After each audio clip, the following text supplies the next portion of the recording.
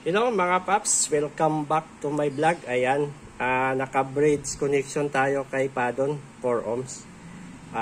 Ay 8 ohms. Hindi talaga siya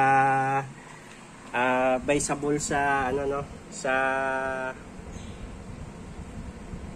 4 ohms, 4 ohm loads. Ayan, so 8 ohms lang talaga siya pwede. Ayan, so in-engage ko natin to sa bridge. Ayan, so isang connection. Ayan, so ito yung ating pangmiday. So nakamono din to. Ayan.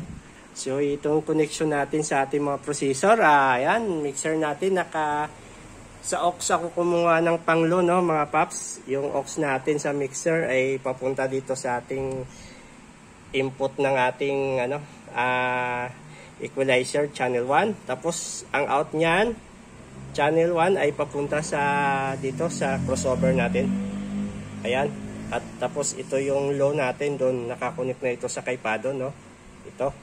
Tapos channel 1 ng ating min out sa mixer, yan. Papunta naman ito sa channel 2 ng ating EQ in. Tapos nag-out tayo sa channel 2. Ito ay papunta naman dito sa DXB, no?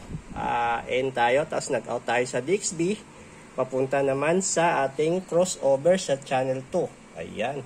Tapos ito yung mid natin, dito ako nag-connect ng mid sa ating pangmiday.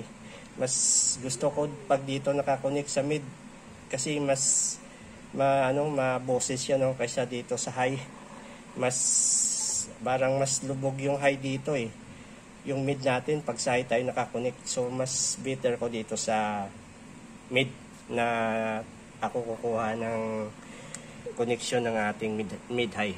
Ayan, so papunta naman yan dito sa ating taytay, no? Ayan, so ayan, ready to play na lang tayo mga paps.